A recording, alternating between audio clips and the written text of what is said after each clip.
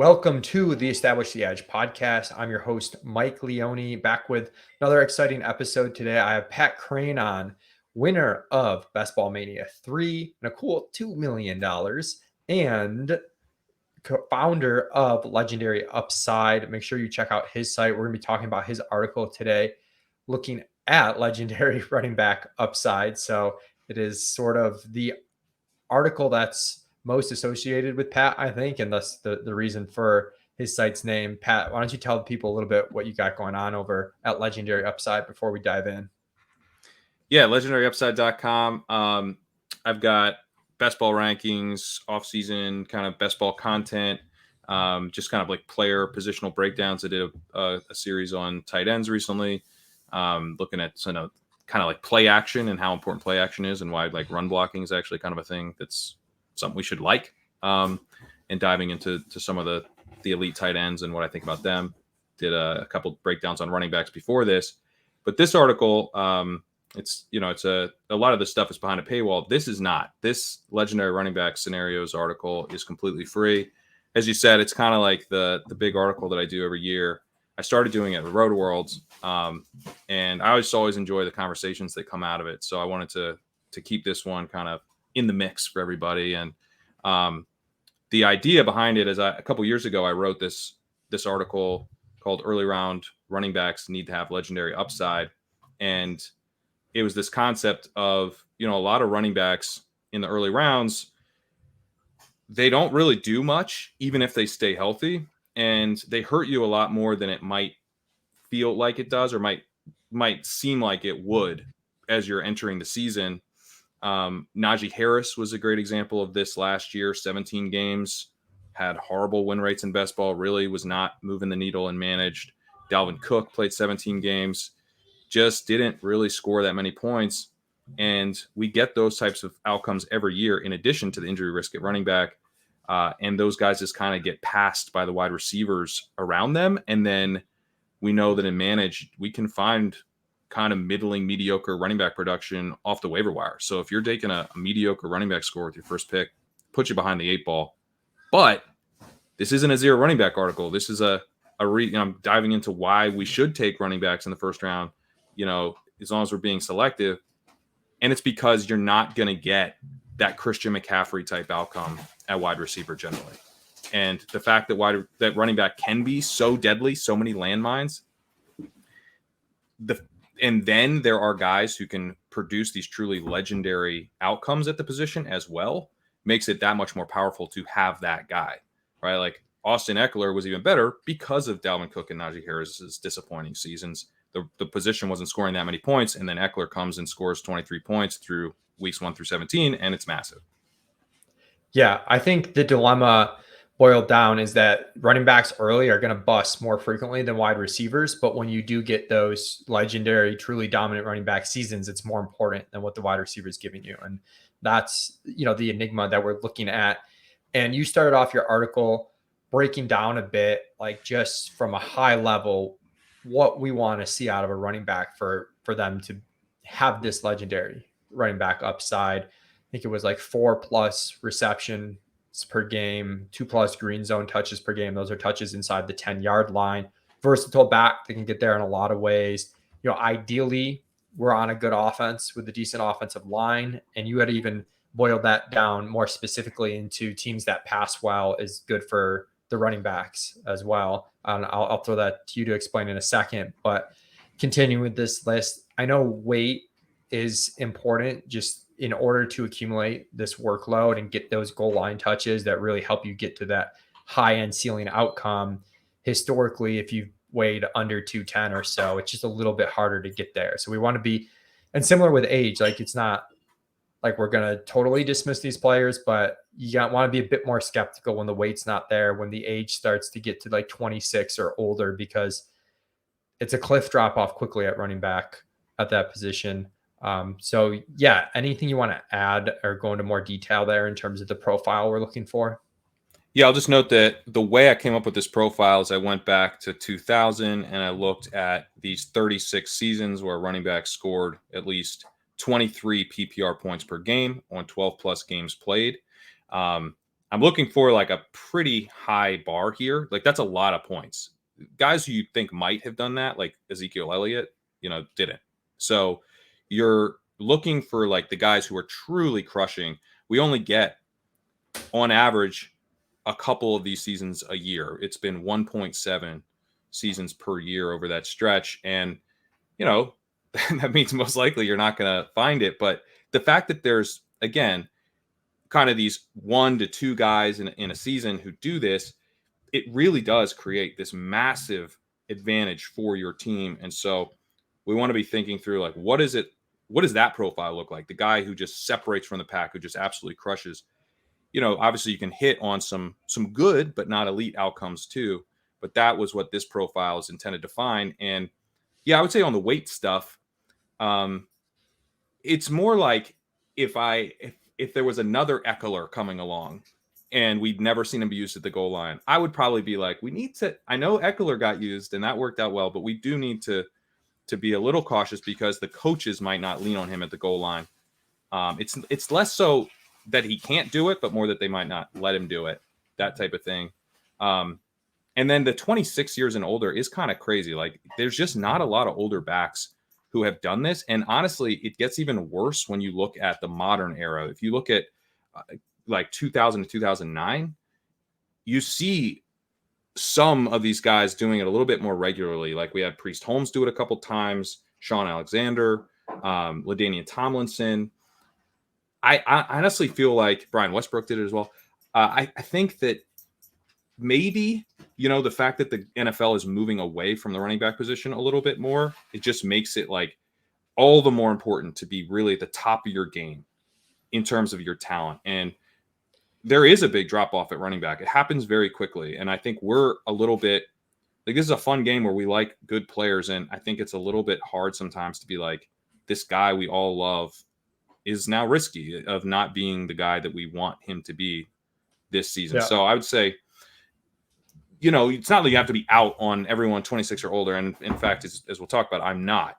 But it is the type of thing you want to keep that age top of mind for the purposes of someone trying to hit a massive ceiling outcome. It's not just that they need to be good, they need to be great. Yeah, and one thing I was hoping to expand upon a little bit too was in your legendary running back target profile, you said excluding rare prospect profiles remain very price sensitive on rookies. Is this one of those distinctions between good but not great? Because I know JJ Zachariason did a lot of research on rookie running backs, and it just seems like they're good hits to be ADP, like almost, first 6 rounds or something at the running back position. So I'm curious how that aligns with that. And maybe the gap there is the difference between like beating ADP, expectation, which, as you've noted, sometimes isn't super important versus hitting like the super high end ceiling. Yeah, I would also say this whole series is designed to look at running backs in the first 2 rounds of drafts, because that is where you're giving up the huge opportunity cost, generally at wide receiver, also at tight end. But you're like, that is where if you get 15 points per game, it really actually hurts you at running back in a way that doesn't, again, seem logical. It's like, hey, I got, if you look at like projections and stuff, like some of these guys are like projected for like, 17 points per game. I'm like, that would actually be kind of a not great outcome at this price, given that it becomes binary. Like we have to project a million things and it sort of crunches it all together. But then there's specific binary outcomes, not binary, but specific outcomes play out. And some of those are awesome and some of those are not so great. And it can be a few points less than the projection. It actually really starts to hurt you in the first couple rounds. But if you get a guy who scores like 16 points per game in round 4, awesome. It becomes different. Yeah. So I would say with rookies generally, like, JT, Brees Hall, some of these guys who've really been, Brees Hall got hurt, but it was like clear that was a selection that was going to pay off in a big way last year. Those types of guys are generally not in the first 2 rounds. So I probably should have spelled it out, but I mean more like if we're chasing a rookie into kind of the first round or the 1-2 turn, then we want to be pretty sure he's a great prospect. And I was out on Najee, who paid off on that price, but he paid off in kind of a good way. Like he got an elite workload and still didn't absolutely smash. Certainly, you would have liked to have Najee in his rookie season, but that's kind of more the type of back that I'm going to be skeptical of. A guy like Najee Clyde who immediately gets Edwards-Helaire. priced, a Clyde Edwards-Helaire, exactly. Yeah, that's who we don't want to be chasing up into the first round. And in some ways, like those guys are just examples of the running back position as a whole, though, right? Like they get pushed up because of perceived workload, because of like context around them, not necessarily because of them themselves. And then Exactly. those issues become even more dramatic as the running backs start to age. I know the legendary seasons themselves have dropped off a little bit more recently, and kind of curious how you feel about that, and like in relation to silent killers, if it's becoming more acceptable to take running backs that maybe don't have the legendary upside, but maybe like that tier below, or if you're still being pretty picky here. I know this year's draft landscape is different, and we'll touch on it some in the end. I think part of the opportunity cost early now is not just the receivers and tight ends, but it's that there are running backs at cheaper prices that do have, maybe these ceilings and just a little bit less floor to start the year. Yeah, that's a big part of it for me. Like, I think if we were in an ADP environment that was more like, 2019 or something, then you could say, like, look, man, all of these running backs aren't going to do like the legendary thing anymore. It's just not happening quite as much as it was. And the only way to get quality running back production is to take running backs at least somewhat early. Otherwise, I'm going to be stuck with, trying to piece together like a couple Dolphins backs as my RB1 or something. But that's not the ADP environment we're in at all. Like you can sit back and get Rashad White in the 7th round, David Montgomery, like take your pick. Like there's a million of these guys that are going in the 7th round or later, in the 6th round's loaded with guys. I think the 4th and the 5th round are like as loaded as they've ever been. So if you're going to spend a pick in the first 2 rounds on a running back, then I think it's really important to try to be swinging for the fences there. Otherwise, just get the wide receiver, stack some wins at wide receiver, and get your solid running back production later in the draft. And the other thing I would say is that Jonathan Taylor, he didn't hit 23 points per game if you include week 18, but that's bad for the Colts because they missed the playoffs that year. But it wasn't bad for us, right? He scored 23 points per game in the fantasy season. And so did Austin Eckler. And Austin Eckler just put up 32 points in the championship game to get help to that. Some people win some money. Yeah, help some people. We are counting Austin Eckler as a legend. Okay, Leone, he counts. And also, I mean, obviously the 23 points per game thing is pretty legendary or pretty arbitrary. It's arbitrarily legendary. The point is like we want to find these guys who are separating and creating these huge, massive win rates for us. And JT and Eckler both firmly fit that bill. So I would say I'm not sure that we're actually seeing fewer seasons because there have been stretches where we didn't get any of these seasons. Like I said, we're only seeing 1.7 per year. And we've had a number of seasons where we haven't seen any at all. 2004, 2008, 2012, and 2015 didn't have any legendary seasons. So even if we didn't have any last year, I don't know that would be a sign it's like drying up. It's just a rare profile we're looking for. Yeah. And, relate this to like the stock market, right? Like if you take any finance class in college, you want a certain level of potential reward to take on a certain level of risk. And, that's generally what we're talking about with running backs, where these silent killers, slightly better seasons,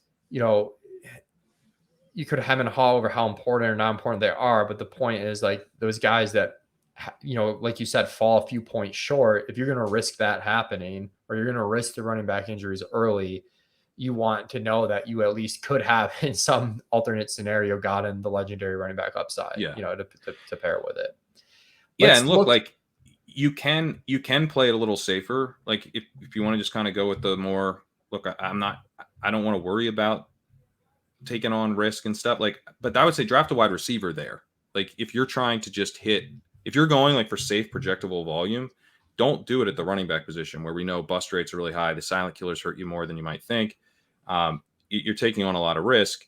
you can take the wide receivers and try to stack wins that way. They're probably not going to be as big of wins, and wide receiver comes with risk. It's not like it's the super, super safe position, but it is a safer position to score reliable, startable production for you than running back. Let's look at the specific targets. As Pat said, this article is intended for the first 2 rounds. So it's players with an ADP in the first 2 rounds. We'll go in ADP order. Start with CMC, who, from a positive standpoint, Pat, he crushed last year. He's got the receiving profile that's just insane, that like you dream about in terms of the amount of targets that he can accumulate. The offense is good. This offense is going to be efficient. It's going to operate through him. On the negative side, a little bit older. He is splitting carries to an extent. This isn't CMC of Carolina when he's doing 98% snap share. And, how much do those things, I guess, matter or offset for him? Yeah, and I should say the way I do this article is that I travel to the future and literally like describe what this outcome looks like. Like, what is Christian McCaffrey's legendary season? How does it actually play out? How many rushing yards does he have? How many receiving yards? All of that. And then I do a scenario where he's a silent killer, and I talk about what that actually looked like in 2023. And I think that process kind of helps. First of all, I think it's just fun. That's like why I do it that way, because otherwise it'd just be kind of a really stat heavy article. But the other thing is, like, it actually does like help me think through how likely or unlikely some of this stuff is, and how hard it is to make someone a silent killer versus a legend. And I did come away feeling pretty good about McCaffrey. Like, McCaffrey has never had less than 5 receptions per game, and we're looking for 4 receptions per game as kind of like a nice building block to get us to this type of season. He is older, but the guys who have done it as older backs have actually been more on the receiving side of things. Also, the receiving element in the modern game has really been the driver of the legendary seasons in recent years. We're not seeing, it's like Dalvin Cook and Jonathan Taylor in the modern era that have been able to get there without, when I say modern era, I mean like since 2010, which was very arbitrary, but you did see like Larry Johnson's in the 2000s. It's like those types of just like loaded up with carries, not used at all in the receiving game. That's just much more, it just isn't happening. Like, even Dalvin Cook and Jonathan Taylor were at least used a little bit in the receiving game in their seasons. But McCaffrey, I mean, he's got the path. The path is through the receiving game. The path is to score a bunch of touchdowns. I think he'll probably get pulled a little bit at the goal line sometimes in the silent killer scenario. I said maybe there's some Trey Lance, Taysom Hill stuff going on. It could be annoying, but I think generally McCaffrey's going to score a lot of touchdowns, catch a ton of balls, and I think he's probably done with like the 29 points per game stuff that he was doing when he had like total control of all the snaps in Carolina. But his path to getting to 23 plus still looks like it's never really easy, reasonable. But I mean, it's pretty reasonable.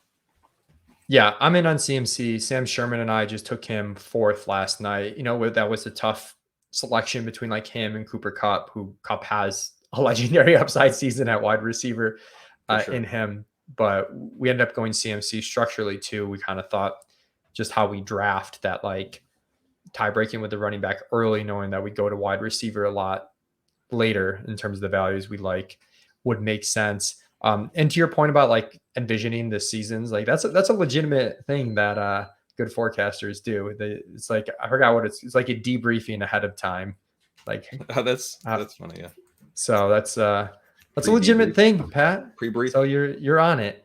Let's go to Eckler, who in some ways to me, he's like CMC light, where like he's getting a little bit older, but he does catch a ton of balls. We've seen him 2 years in a row now be able to find the end zone at a really high clip. And this offense this year looks as exciting as it's been the past 3 years, because Herbert's hopefully better year 3. They get Kellen Moore coming over. They add Quentin Johnston, and they're going to run at a really fast pace. They're going to throw at an above average rate. And, the main concern for Eckler really comes down to age, because he's even a little bit older than CMC. And I feel pretty good about this one. Especially like Josh Kelly seems like he's the RB2 there. So like we're not getting pushed by Isaiah Spiller, which maybe would, be some cause for concern with the age. But obviously the price on Eckler I've seen range pretty wildly from, people taking him as the second running back at pick like 4 or something if CMC goes, all the way to, Dink and I just grabbed him at the 110 in our slow draft for the FFPC main. Yeah, in the early offseason, I was kind of like, the very early offseason, I was drafting him nonstop. But then I was kind of like, hang on. There's contracts issues. If they bring in anybody, he's kind of fragile. Like a Zeke signing would have been, I think, a big deal for Eckler, because we're so nervous, at least I am, about his lock on goal line carries. He is a smaller back. New offensive coordinator brings in his previous goal line back. I would have been pretty nervous about that, right? But nothing like that happened. And it is just Josh Kelly. And he's been good as a goal line runner. Like, I don't see why they would need to go away from him there. And so it's kind of all just come back into place. And it's a very similar setup to last year, except he's a year older. But the offense should be better, more explosive, a lot of volume, potentially better offensive line play. They had a number of issues on the line last year that would help. So yeah, I think like when you look through what his ceiling outcome looks like, it's probably a little bit different. Last year he was like the engine of the offense, and the offense was kind of not firing on all cylinders. They were dealing with injuries at wide receiver. Herbert was checking down a ton. This year, I think he's probably like going to come along for the ride a little bit more, where the offense is just putting up a lot of points, but he's the clear lead at the goal line. He's still getting used a lot as a receiver, just not quite as much as last year. He's still got enough left in the tank where, he's adding some explosive plays. And I think just given how the Chargers, they really could be like one of those teams that's putting up a ton of points, it feels very plausible to me. And it's actually kind of the type of scenario I would want for him now that he's in kind of his upper years at running back. We're now talking about like a 28-year-old running back who are asking to hit this massive ceiling. It's a little thin, but he's in a really, really good situation. And I don't necessarily feel that he's fallen off. Like he was still great last year. He's still a really good receiver. Again, like McCaffrey, the receiving is the best path to get to these types of seasons in PPR leagues. And he's definitely got that. So when I was doing his silent killer scenario, it was almost more like, hey, they're aggressive downfield. They don't really need to dump off to Eckler. It's like he's out there, he's getting receptions, but it's more like he was in 2021 where he had 70 than when he had 107 last year. So I still think he would actually be pretty productive, but we're talking more about 16 points, in a silent killer scenario instead of like 23, almost 24. Yeah, I think 2021 is a more reasonable comp, where a lot of the stuff early in the season, especially, difference between catching 37 balls is a ton in a PPR format, but the efficiency in the receiving game also dwindled last year with those checkdowns. So hopefully you get like some of that back just with like a little bit more efficiency in the receiving game. Ultimately, for me, it comes down to like how many players could physically even catch 100 balls. Yeah. And how many players could like even score 20 touchdowns? And Eckler like theoretically could do, either of these two things, where a lot of backs have no chance at, either of those columns. Yeah, it's only been 15 years since we've seen a back at 28 years or older hit one of these seasons. But I still have him as a target because it's like he's got the receiving ability and he's on such a good offense, and an offense that could have a ton of passing volume, play with more pace, score a lot of points. I do have him as a target after those receivers are off, though. So I hedge this one a little bit. Like, I don't think I would take CMC. When you say those receivers, can you specify which? The top 4 receivers. So like CMC, I would take after Justin Jefferson and Jamar Chase. And if you were like, I'm taking him over Chase, man, I wouldn't think that's crazy. I'm probably not doing that, but okay. But Eckler, I'm not doing that for sure, and I'm not taking him over Cup or Tyreek. So that's more like he's kind of more that middle of the first round type of value for me. But you are seeing, and one other reason to have that stance is that, like, if you're in a few leagues, you don't really have to do that. If you have a 1.9, a 108, a 110 like you did, like you can get some Eckler. So I would be a little bit price sensitive on Eckler, but generally I'm in. Yeah, I think we're like totally aligned on that. That's pretty much where I have him as well. It is an interesting comp from Eckler to Bijan. I had Dink who wanted me to ask you about these two comparatively because he's got more Eckler than Bijan, in part because of what you said. Sometimes Eckler falls to 110 and like he's taking him there. To me, I think in full PPR, I'm pretty like Eckler over Bijan, but I see the Bijan argument when you get to half PPR. And Bijan is sort of like a special running back prospect profile. I think the people that are worried about the workload are kind of like overthinking this thing. But why don't you break down Bijan and like kind of who you prefer between him and Eckler? Yeah, so I still do prefer Eckler, but it's very close. And Bijan's more fun, and he's the cover boy for the article. So, and because he tends to go a bit later, now maybe he rockets up, but he tends to go a bit later. So I didn't have to kind of hedge it with saying like, don't take him over Tyreek Hill because no one's really doing that. But Yeah. The thing with Bijan is like he doesn't check all the boxes. I mean, first of all, he is a rookie. And I said, we want to be careful about taking these rookies because the reason for that is that only Saquon Barkley has turned in a legendary season as a rookie.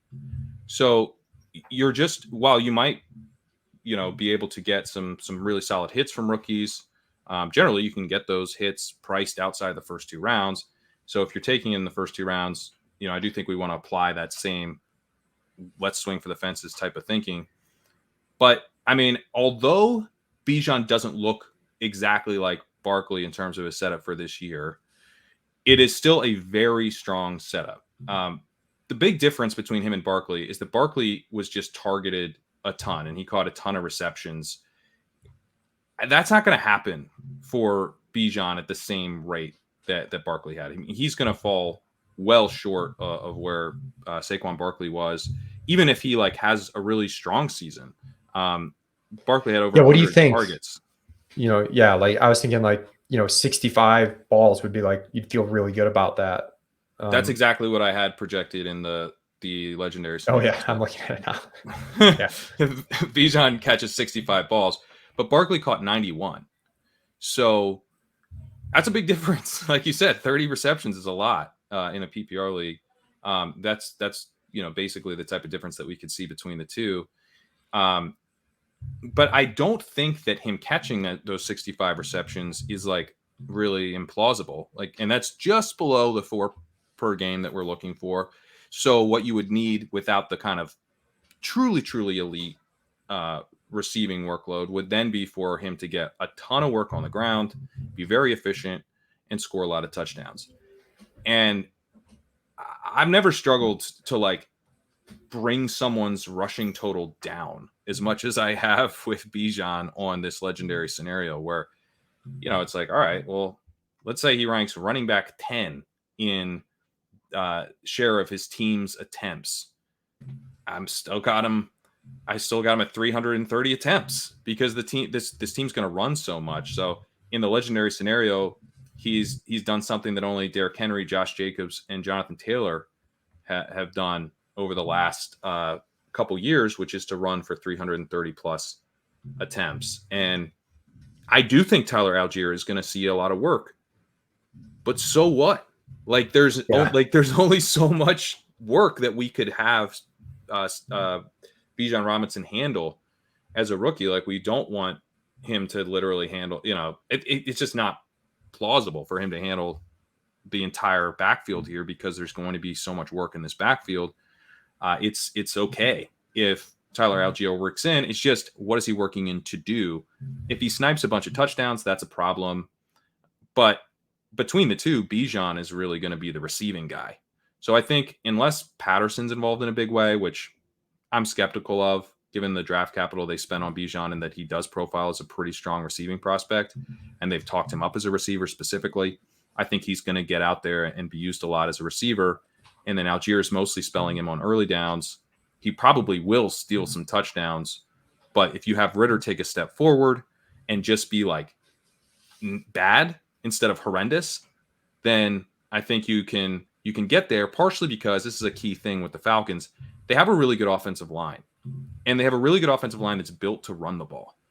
So I think you're going to see rushing efficiency like we did last year, even with terrible quarterback play. I think you're still going to see efficient rushing, and it's kind of a little bit more of an old school type of legendary season that we would get from Bijan. That's not, truly one of these like receiving driven McCaffrey Eckler type of outcomes, but we have seen that from like a Dalvin Cook a few years ago, and I think Bijan could kind of hit in that type of way where he's getting some receiving work, just not a massive amount.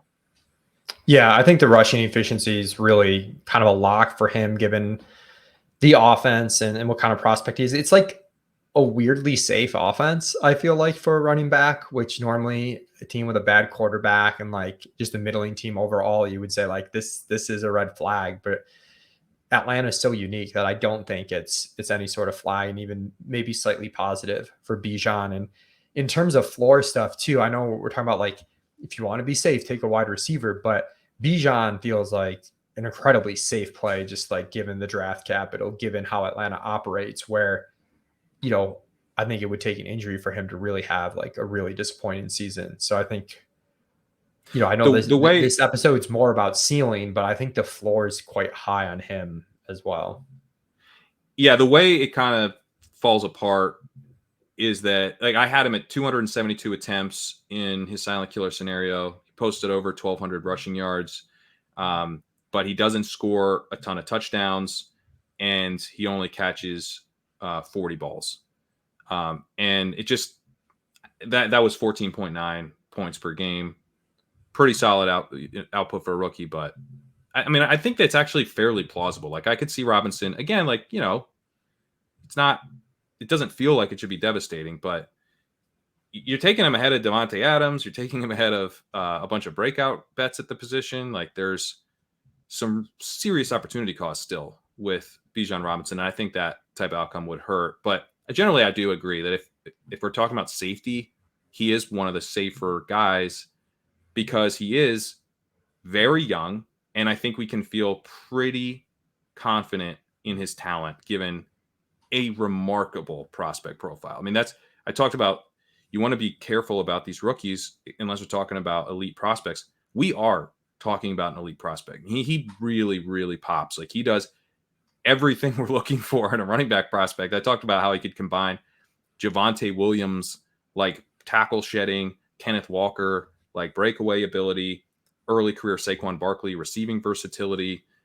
I mean, this dude could be an absolute force. And when you put that kind of running back behind an elite offensive line, yeah, there is like only so bad that it can get. Okay, let's go to, we go from one elite prospect to formerly the generational prospect in Saquon Barkley. And I'll kind of lump Saquon and Chubb together, even though they're very different bets. The way I feel about them is like early in the offseason was like, great, let's take these guys. They were like 2-3 turn guys. And now they're 1-2 turn guys, a lot of times sneaking into the back end of round one. And that feels too high to me for both of them right now. Chubb in particular has a ton of steam right now with people betting on a combination of this offense being pretty good with Deshaun Watson at the helm in year 2, and also the ability for an expanded role without Kareem Hunt there. Yeah, I think. Wait, so you want to do Chubb or Barkley? Well, I was I don't know, in my head I was lumping them together, but we could do let's do Chubb. I set up Chubb a little bit more, and then we'll do Barkley. Their ADPs are pretty similar. Let's do Chubb. I completely agree with your assessment on Chubb. Is like I really wish I drafted more of him when he was in the late second round in best ball. And it's at times I feel like he was in the 2-3 turn type of range, but as a managed league pick at his newer price, which is, kind of early second round, 1-2 turn, it does strike me as like we are expecting a lot more receiving work with Hunt gone, which I kind of agree with. Like, I'm kind of in on that he's going to get more receiving work. Like, I am. I think he will, but he has just gotten none in the past. Like, we're talking about a guy who's under 2 receptions per game, and when you look at Jonathan Taylor, Dalvin Cook. I mean, Jonathan Taylor only had 2.4 receptions per game in his legendary season. He barely kind of got to the threshold, and he was absolutely crushing on the ground. And Chubb would need to like really improve things to even get to that point. We're Yeah, I'm also, like, it seems like you need the sort of like the Derrick Henry kind of bump where it's like almost nothing to like 35 to 40 balls and you're happy. Maybe Chubb a little bit more. I guess he's caught 20 and 27 the last 2 years, paced for like high 20s, which is a little better than Henry was before he saw kind of his increase to like 35-ish. yeah, you would need that. I don't really feel like it's all that likely for him to get even to there, partially because like this is a team that's focused on getting Deshaun Watson on track and like getting more efficient passing offense. They brought in Elijah Moore. They drafted Tillman. Tillman might not do anything as a rookie, but they're showing us like we're trying to get things going a little bit more with the traditional passing game. I certainly think he'll be involved more as a receiver, but like he needs to be involved more as a receiver in a bigger way than I think maybe people realize. And then on top of that, he needs to be wildly efficient in a season where he turns 28 years old. And he has been so good throughout his career. I referenced in NFL Next Gen's success rate metric.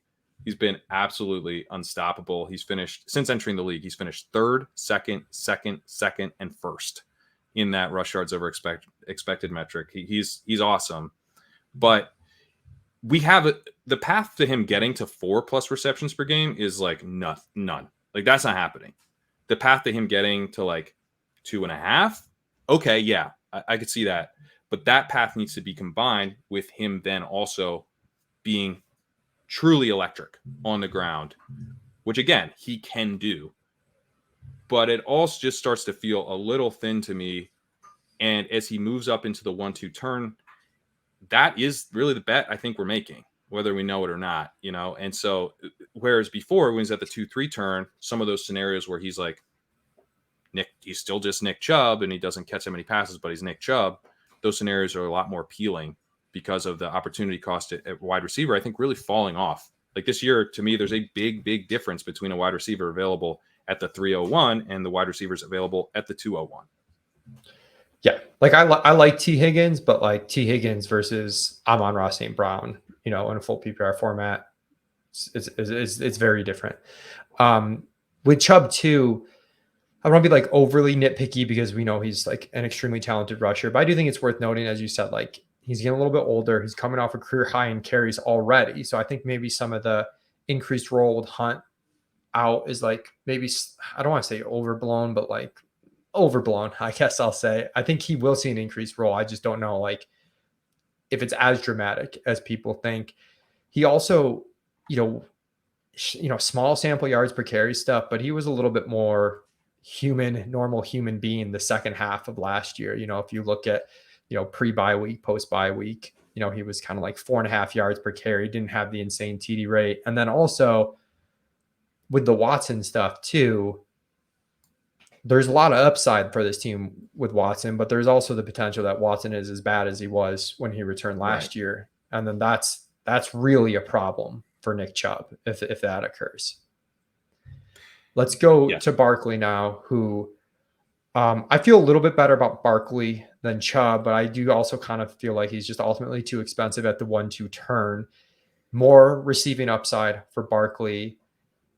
I feel like too, I'm hopeful this offense too, if you just look at what it was last year, like this is kind of like film tape bro guy, but I felt like Barkley seemed like he had a little bit more juice when they like scaled back a little bit after they just totally buried him with low value touches like the beginning of the year. It was kind of like how they had to play, but the PROE for the team went up second half of the year. I think we're going to see it more neutral to slightly positive this year with Dimes year 2 in the system and just more talent in terms of pass catchers there. And I think that could help Barkley. But it's, what's the route still to him getting to the 23 points per game? Yeah, I think Barkley's probably like the one where like this analysis butts up against kind of traditional like projections based analysis the most, because like it is really difficult to not project Barkley for a ton of work. In his silent killer scenario, I kind of enjoyed how much work I gave him. He had 300 attempts for the first time in his career. He had 58 receptions, which is more than he had last year. He set a career high with 358 touches. The problem is that he's not necessarily going to see a lot of high value touches. You mentioned they were kind of loading up with low value touches last year. It's like shocking how kind of like much of like a junk food diet he's been on with the what these touches actually are. They're not a ton of goal line carries. He doesn't have that 2 green zone touches per game over his career, and he hasn't had it since his rookie year, where he's really hasn't been like getting those goal line carries, which are what set you up to score an ungodly amount of touchdowns. I mean, that's another part of this general exercise. Like, who's going to score like 20 touchdowns? And is it Barkley? Like, it feels like it could be Barkley because he's going to get all the work, but they actually haven't leaned on him a ton that way over basically his entire career outside of his rookie year. And one thing that we do know about Barkley is that he's kind of a boom bust rusher. He rated very poorly in NFL Next Gen success rate last year, and that's been kind of a thing with him. He's not necessarily a bigger back, but he's actually not one of these like super reliable rushers. I could see Daboll just doing other stuff in the red zone enough that it really hurts. Like they've got Paris Campbell. They've got a mobile quarterback. Like they don't need to just like turn around and hand it off to Barkley. Given that that's not really something we've seen Barkley do on a really big kind of legendary capacity in the past, just getting that. I mean, even like Ezekiel Elliott last year was seeing more green zone touches per game than Barkley. Yeah. Like it's a little bit of a concern. Yeah, I think the concern too, if you look at, Daboll with Josh Allen and the Bills, like the running back high value touches weren't there. Obviously, Daniel Jones isn't quite Josh Allen, but he does have that like rushing ability that they're going to make use of by the goal line. If I was making the bull case, it would just be that I think the Giants offense could be, take a leap forward, and that just more green zone touches for the team in general leads to more green zone touches for Barkley. That's certainly possible. The other part of this, though, that's kind of weird is that like the receptions aren't necessarily what we want either, right? Like he could set a career high in receptions, and sorry, not a career high. He could best last year's reception total. He did have 91 as a rookie, so it's not a career high, but he could best last year's reception total and still fall short of 4 receptions per game. So it's kind of like he's a versatile back, but he kind of is below where we want in both high value categories. And so, yeah, he's going to get a ton of work, but how valuable is that work really? And then the efficiency hasn't really been there, and he's an older back. So if the efficiency is starting to go, I know I'm getting workload, but it's like not loaded with the high value stuff. And he's older. Now that workload actually makes me a little bit more nervous because I'm like, is he going to hold up to this? And, I almost prefer that he was seeing less touches, but I felt better about his goal line role or the receptions, that they were just going to pepper him with targets. I mean, that would feel like a very different play to me. So as he's risen up in price, he's become a fade for me. Yeah, Barkley, age 26. We also go to Tony Pollard, who's age 26, but showed a lot of juice last year, and also, dispelled, I think, kind of like any concerns about him able to handle a big single game workload in some of the games that Zeke was out last year. I had Davis Maddock on this podcast to do bold takes, and his first bold take was Tony Pollard leads all scorers in PPR fantasy points per game. So he certainly sees the ceiling. Target or fade for you, Pat? He's a target for me, and this is one of the guys I was mentioning. Like, not every 26-year-old running back I'm going to be out on. Eckler too, McCaffrey too. I'm kind of in on some of the older backs and the rookies this year, in a way that kind of goes against some of the analysis. But I think we want to be thinking through like who has enough of a path, even if they don't check every single box. And that would be Tony Pollard to me, where he's now obviously very clearly going to be in a career high volume sort of situation. And I think he has a lot of upside to take on some of the green zone work that Ezekiel Elliott was seeing last year. Elliott averaged 1.8 green zone opportunities per game last season. Pollard saw just one. But we could really see Pollard's usage around the goal line spike. It's possible they just go to like Rico Dowdle or something there, but Pollard, I think this is one of the biggest things for me is I look at like the type of rusher that Pollard is. He's been very consistent. His success rate has been very good in addition to him being a breakaway runner. So some of the concerns that I have with like Saquon Barkley or a little bit lower down, Kenneth Walker, who's like super boom bust. It's like, are you going to be the guy they like lean on at the goal line? With Walker, it's like, are they going to bring in another back? With Saquon, it's like, are they just going to pass or use Daniel Jones stuff or whatever? But with Pollard, I'm a little less concerned about that. He came in at 209 pounds. And he's been kind of treated as more of like an electric speed back, change of pace guy. So that is certainly a concern. And I would say he is a little bit more boom bust in that way. But it is, at least it's like a simple bet. Like it's a little Eckler-esque from 2 years ago when it's like, if he gets the goal line work, it's going to hit in a big way. If he doesn't get the goal line work, it's going to hurt. It's not quite as nice as Eckler, where he was just going to get peppered with targets, but Pollard can certainly hit that 4+ receptions per game, no problem. He's not going to get quite as many as like Eckler would, but I think a 15% target share in his upside scenario was very reasonable. And then if he gets the work on top of that, and he continues to be an electric rusher behind a really good offensive line on an offense that's going to put up points, even if it's not, leaning into it like like it would have maybe under Kellen Moore. But I think he's ultimately got the upside that we are looking for, even if I think you are taking on some risk here. Yeah, I know Levitan loves Pollard too. I'm pretty in on him at this point. I will say, like, I was a little more cautious in how good of a runner he actually was heading into last year than I think a lot of people. There was just, he had the 1 year with the yards per carry not as high, and there was 1 year with, like, I know you mentioned the success rates being good, but the 1 year I was looking like him versus Zeke, and the success rates weren't that different. And like, it was just one of the years. But last year, I think, answered a lot of questions in that regard. So the exciting thing with Pollard too, like depending on what league you're in, like high stakes, he's starting to steam up. Like they didn't re-sign Zeke, like people are starting to feel it.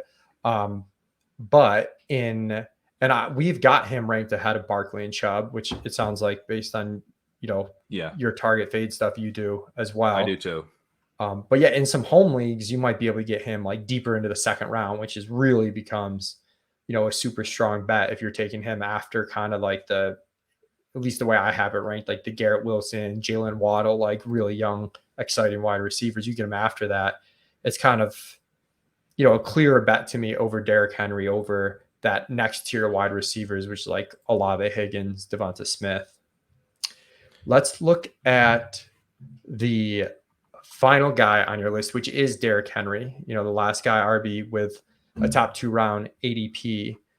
And man, Henry's been a tough guy to evaluate, where I feel like, have I been right on him all along? Have I been wrong on him all along? I don't know, because he's a guy that typically we've been like more out on than in, but it's been kind of a strange route. When were we ever in?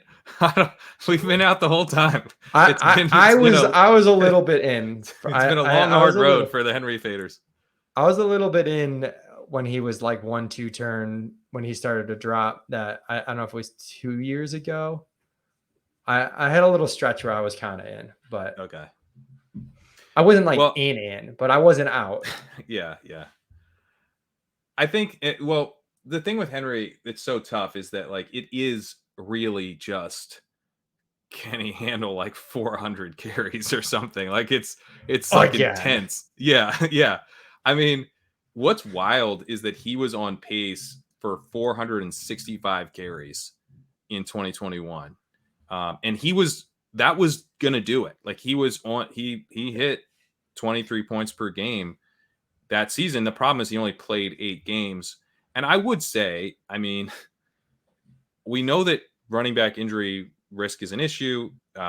Stand to reason that the risk is higher if you have 465 carries than if you have like 265 carries. So there is like, I don't love that. It's like, yeah, like when you look back on 2021, it's like, were we right or were we wrong? I heard you talk about this on your bold predictions pod. It's like we wanted Kamara, over Henry, because it's like Kamara can do it through the receiving, and Henry has to like have this insane workload to do it. And then he had an insane workload and was doing it, but then he broke his He did foot. kind of double up his catch rate from the previous year as well. He also which, did too. Again, wasn't a huge thing, but it went from like 1.5 a game to like 2.5 a game or something.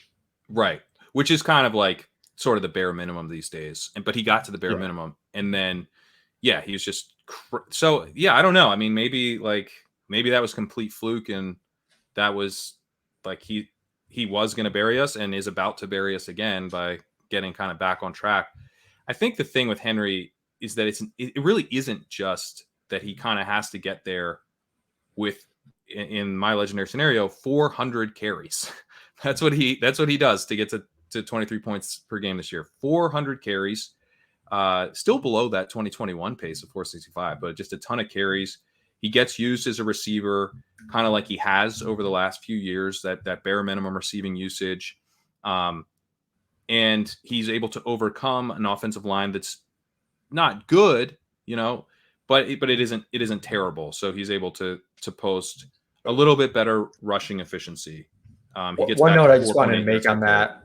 Like, there's obviously like different offensive line rankings, but Brandon Thorne, who does them for us, has Titans dead last. So there's some concerns that maybe they aren't, average. Which I was referencing Brandon Thorne as a reference as I was trying to figure out what offensive lines were going to be good this year. And I think the fact that he has him at 32 is concerning, because we are talking about a guy who turns 30 in January, and we are hoping that he kind of gets back to some of his previous rushing efficiency. He is not, the last couple of years, even in the advanced stuff, he hasn't been horrible, but he hasn't been amazing in terms of the efficiency of his rushing. And so that, again, I think puts more pressure on just him handling an absolutely massive workload, which is just so fragile. And not just because like, oh, if he handles a lot of touches, what if he gets hurt? It's like a lot of things have to go right for a team to hand the ball off to a running back 400 times. Like, are the Titans going to be good enough? Are they going to be able to stop the pass this year? They weren't last year. Teams were throwing all over them. It just creates issues. They also brought in Tyjae Spears, who's shown pretty well. He's at a good training camp, and he's more of a receiving back. So there's actually some risk that Henry's kind of bare minimum receiving over the last 2 years goes back to where he was in 2020, which is at that point it becomes not good enough. Yeah, it's like, what do you need, 500 carries? Like, it just becomes There's really too bad. many. I mean, at the end of the day, there's too many red flags, and like, he burned us, in the past, like you said, and we were wrong, but like now he's almost 30. There's offensive line issues. The team isn't that good. He's pass catching profile is not good. Like, if it beats me, it beats me, he yells from the rooftop from the fifth straight year. So yeah. And the other thing too, that's the last specific running back to talk about. But I think, important to this conversation too, especially with Henry, is that there are some young running backs that, due to like injuries or whatever, the past few years, that could be, easily in a different universe being drafted in the second rounds of drafts now aren't. You've got Breece Hall, you've got Javonte Williams, you've got J.K. Dobbins, depending on how you feel about Ramondre, who are just available later and maybe give you that ceiling at a reduced cost. And I know you mentioned to me that you're building a little bit running back heavier in some of your main event teams than probably you have in the past. I've doing the exact same. And part of that's like the landscape where I still think like we got a lot of great rookie wide receiver bets that we can still use for depth, like 6th through 8th rounds, but we can get 2 or 3 backs with legitimately strong ceilings at more appropriate costs than maybe we ever have before. But some of that's predicated on only getting 1 or 2 very early, or the correct one early, as opposed to, Henry's just there and he's going to get the volume. So take him. Yeah, I think that's, it's a reason to be pickier about these guys, because like if you don't get the big ceiling and you get like a pretty solid season, a lot of people are probably going to be able to get that cheaper. Like, Josh Jacobs doesn't rate like particularly highly for me in the legendary upside analysis, but he projects pretty well. He should get all the work. He's coming off a really good season. He was very efficient last year, provided everything gets worked out with the Raiders. Like, I mean, he's a pretty strong 3rd round pick, and Ramondre Stevenson actually does rate pretty solidly in this analysis because of his 4.1 receptions per game last year. There's maybe some efficiency concerns. Goal line, does he have, how much of the goal line stuff does he have? All that. But again, like if you're getting that in the 3rd round or even like the early 4th round, that's less of a concern because you're not giving up that really, really, really strong bet at wide receiver. Breece Hall, I think, actually does have the legendary upside that we are looking for, probably post Jets bye. So like week 8 on, I think it's actually pretty plausible for him to see that 23 plus points per game. He needs to kind of put Dalvin Cook into a backup role and, have the kind of receiving workload that he had last year. He was at 2.7 receptions per game and then be super efficient as a rusher on top of that. But, from what I understand from the medical experts, they're saying he should be at 100% roughly by week 5. So coming off that week 7 bye, we could be looking at the same Breece Hall we saw last year, and that guy rates the highest of anyone in my legendary running back screener. Like the efficiency that you're getting from him plus the prospect profile, 2nd year back. I mean, that's kind of what we're looking for. And you're able to get him in like the 4th or 5th round. You gotta figure out some ways to get through the early part of the season, but in managed leagues, that's a little bit easier to do.